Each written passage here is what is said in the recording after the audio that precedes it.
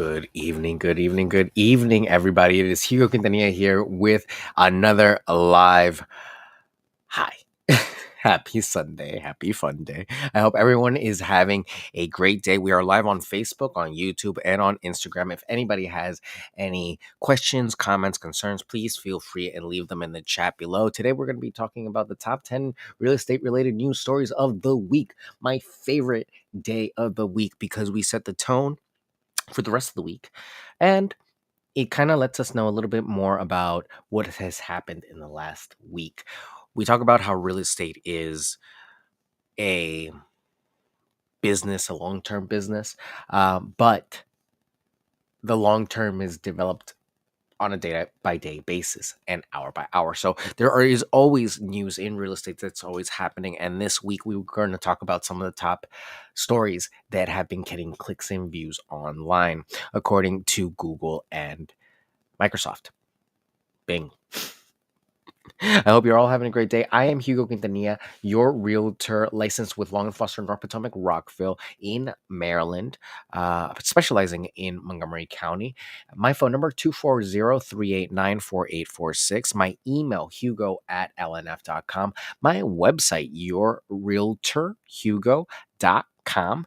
And it is always a pleasure to help you or anyone you know buy, sell, lease, or invest. So if you have any questions, feel free and let me know. So let's jump into it. I will try something new today. I'm going to see if at all possible, if I can put some stuff into the chat. So I think that I can. So what I'm going to try to do today is I'm going to try to share with you not only the actual summary, but the story itself. So I'm hopeful that that will happen. And I think that's what's happening. Possibly. I will see. Uh-oh. There we go. Okay. So, no, that's not going to happen.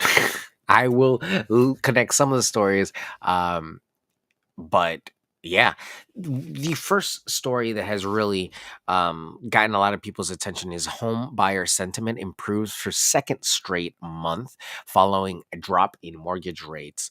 According to National Association of Home Builders, builder confidence in the market for newly built single family homes rose to 75 in January, up from 74 in December and 71 in November.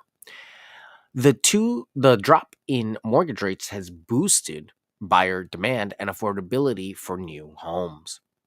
So, as we have talked about, as the rates go down, more competition, more people will come into the market.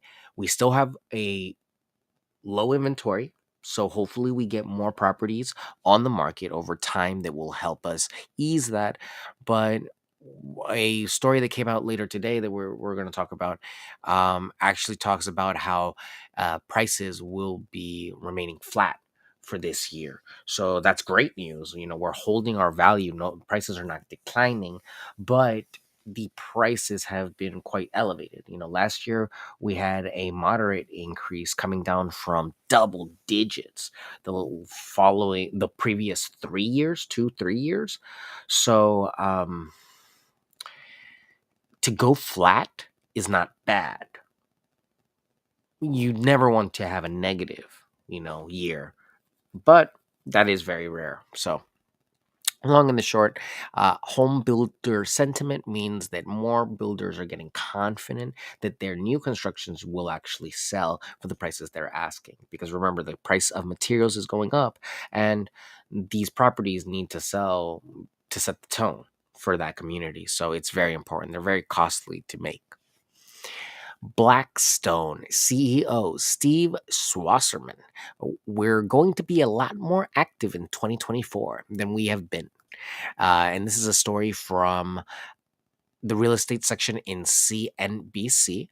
In an interview with CNBC, the CEO of the world's largest alternative asset management manager said that his firm is seeing more opportunities to invest in real estate, especially in sectors that have been disrupted by the pandemic, such as hospitality, retail, and office. It is very interesting when you bring up the conversation of institutional investors, but this is an example of two things. One, that it's happening, and two, that you can invest in it. So, investing in something like Blackstone or its subsidiary products could be lucrative. So, you know, keep your eyes and ears out for opportunities like that where you can put your money to grow, and it is lucrative. Sometimes you can't purchase a whole house, but making your money work on the appreciation of these properties can be very beneficial. It's just going to be interesting to see what they invest in. We know for a fact there's going to be huge opportunities in commercial. If they come in and swoop those profiles, those those portfolios, those could be great assets if managed correctly. They could also be huge burdens on a portfolio, but every portfolio needs something, some growers and some losers, some gainers and some losers. So we will see. Mortgage demand surges more than 10% as lower interest rates lure home buyers. The Mortgage Bankers Association reported that mortgage applications jumped to 10.7% in the week ending January 12th, driven by 16% surge in refinances and 7% increase in purchases. The average contract interest rate for 30-year fixed rate mortgages fell to 3.83%, the lowest level since October.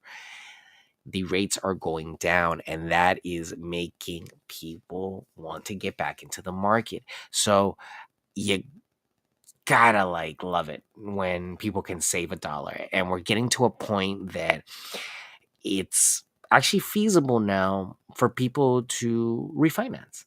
It's not as high as it was, where it didn't make sense or people were actually paying more. And now it's a little bit more reasonable. Remember, you can always ask for points and negotiate that as well. But the important thing is that we're seeing lower interest rates, and hopefully we'll have further rate cuts that will keep bringing more people to the market. We want to make home buying affordable for people that can afford to buy a home and are responsible. The important thing is not just getting to the home, it's being able to afford the home through thick and thin. So I always recommend people have certain things before they go into home ownership, but that's a story for another day. Let's keep it moving with the news stories for this week. We'll talk about that tomorrow, actually. That'll be a good story for tomorrow. Trump loses appeal of fraud trial gag order at top New York court. The New York Court of Appeals rejected former President Donald Trump's bid to overturn a gag order imposed by lower court in a fraud lawsuit against him and his family business. The lawsuit, filed by the New York Attorney General, accuses Trump and his children of misleading investors in a marketing scheme involving his real estate properties. Pay your taxes, ladies and gentlemen. It's not that difficult. So, making sure that you are working with proper professionals and paying your taxes is crucial. And that story was from MSNBC. The previous story, I'm sorry, I didn't think I told you, was also from CNBC. Here are 3 ways Gen Zers can build credit before renting their own place. And this was from, I believe, NBC News. And a professional finance expert from CNBC offered some tips for young adults who wanted to establish a good credit history before moving out of their parents' home. She suggested getting a secured credit card, becoming an authorized user on a parent's card, or using a rent reporting service. And that's actually a really great service that has developed over the recent years. I'm trying to think of the. Oh my goodness, it just slipped my mind. I will try to get the information for the card. There's a card that their whole marketing is that they report your rent payments as credit payments so that you can charge your credit card with your rent. Basically, what in reality you're doing, you're preloading your rent payment on the card, and then you're using the card as a sort of, credit card, prepaid credit card to pay that. Um, I need to verify if it's usable in all markets. I'm not sure if all landlords can accept it, but I'm sure that they make it as easy as possible. So is something worth thinking about. I want to say it starts with a B, but I can't remember. So I don't want to misspeak, but I will try to get that information for you. Um, Building credit is by far the most important thing when you're buying a home. And at this point, I think we've discussed that a lot. And Gen Z is actually really considering it now because they know that millennials are suffering with that. And they have a lot different job prospects than we ever did. So they understand credit. They're a lot more financially savvy. They're a lot more willing to look to the internet for an answer and not wait for an authority figure. So it's going to be interesting to see their development and their progression into the market.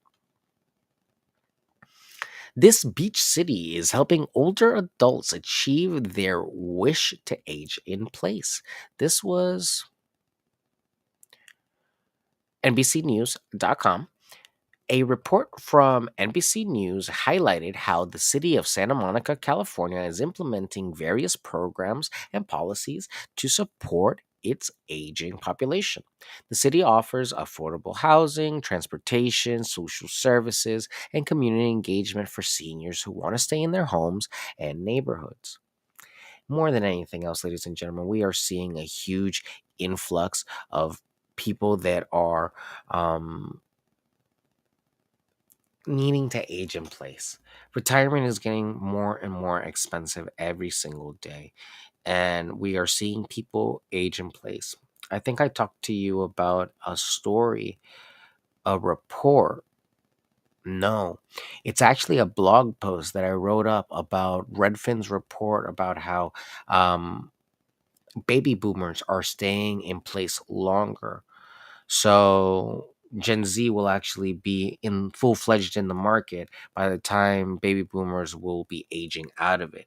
So it's going to be interesting to see how that dynamic works um, as things get more expensive. We are hopeful that with the supply and demand dynamic, we'll see an ebb and flow and a balance happen, hopefully some closer to an equilibrium and an affordable equilibrium. But there's really no way to predict that. It would just a lot of factors would have to come into place to make that happen. And we will have to wait and see. It's not just Montgomery County or Maryland at that point. It's a lot larger than that. But programs that are doing that, companies, places, cities that are helping their populations age in place. Oh goodness, that has to be great. It's another way, another resource, another answer to a problem that we all will have at some point, aging. UBS John Lavaloy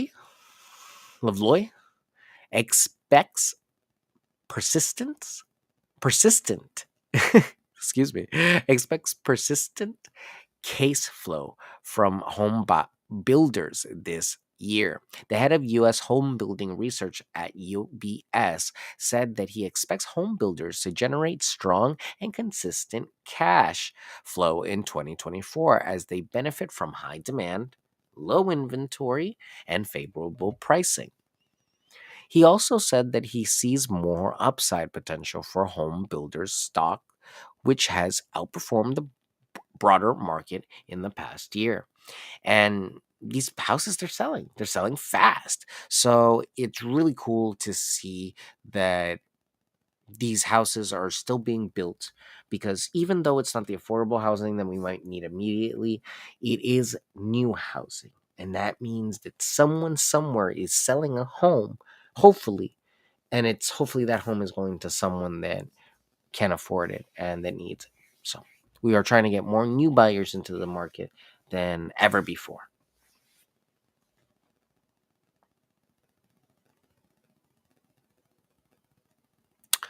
This next story, I really think,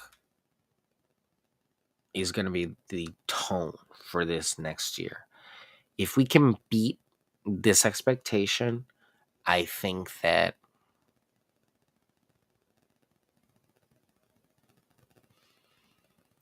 the economy should be in pretty good shape.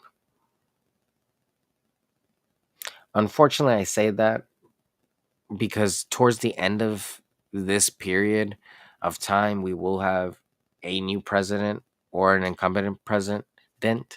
So it's sometimes difficult when you have a party change in policy. So I'm hopeful that in the future we see appreciation still win. But this story is probably going to be the tone for the whole rest of the year.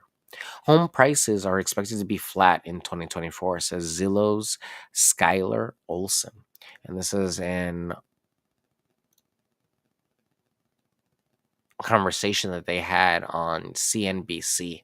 The senior principal economist at Zillow said that she expects home prices home price growth to slow down and stabilize in 2024 after a record-breaking year in 2023.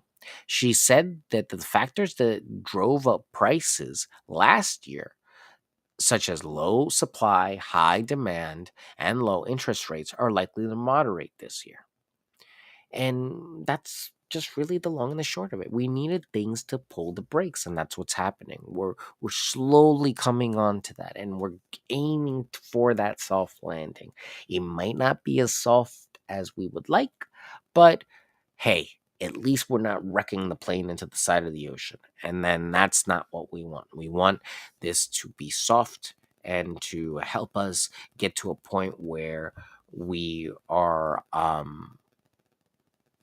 able to comfortably manage inflation. There will always be price increases. Costs of doing business and goods always rise, but a moderate inflation is better than a exorbitant one or a breakneck one where everything is, could rise to who knows what amount at any moment. We don't want that. We want stable price growth.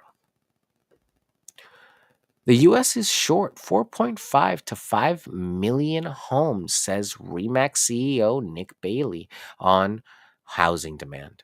The CEO of Remax, one of the largest real estate brokerage firms in the United States, said that the country is facing a severe housing shortage, which is fueling competition and bidding war amongst buyers. He said that the gap between supply and demand is estimated to be between 4.5 to 5 million homes, and that it will take years to close. That was in, again, CNBC. They had a lot of stories that were worth looking at this week. But how they qualify that, I am not sure, because I think, they go by 3 houses to every person to give some choice. But at the end of the day, people are only buying one home, and we the issue is that you could even have these 5 million homes available. Not everyone wants to live in some of these places. And that in itself inherently limits limits housing options. It can make housing more affordable, but there's a catch 22 with everything. You have people that don't want to live there, you have people that don't want to buy there. So what do? Someone needs to buy that home, and that home needs to go somewhere. So, and that's, capitalism will always win, and money will always keep flowing. So you don't lose unless you sell at a loss. So that's the nice thing about real estate, is that if you play the long game, your chances of success are much greater But if you're not in the game, you're never going to win. So this has been the week in review, the top 10 real estate related news stories of the week. If you have any questions about these stories or any questions at all about real estate, I'm more than happy to help you out. We'll talk a little bit about actually that one topic I said about things that you should get ready with for buying a home as maybe a first time home buyer, and things to think about purchasing homes that maybe you never thought about, maintenance. I'm not going to try to scare you, but at the same time, I do want to enlighten you a little bit about something that I think a lot of us, when we're starting out in the real world, we don't think about, the cost of actual shelter. And I know that one of the starkest realities is going from paying no rent to paying rent, but then from paying rent to then managing your mortgage and then being responsible for your home on top of that, that can be double the cost. So, being honest with yourself, how much you can afford, how much do you want to do on your own, are all things that are worth considering when buying a home. But we'll talk about that tomorrow. Thank you all for this weekend. I greatly appreciate all your love and support, and I will see you all tomorrow. Thank you again for watching. I am Hugo Quintanilla, your realtor licensed in Maryland with Long and Foster. My Instagram, YouTube, and Facebook is Hugo, the number 4, Long and Foster. And my website is yourrealtorhugo.com. My phone number 240-389-4846. And my email is hugo@lnf.com. Thank you so much for watching. If you have any questions, please feel free again and leave them in the chat or in the DMs or anywhere that you feel comfortable. I am always here to help. And yeah, I will see you all tomorrow. Take care. Have a great evening. Enjoy your night. And I will see you tomorrow.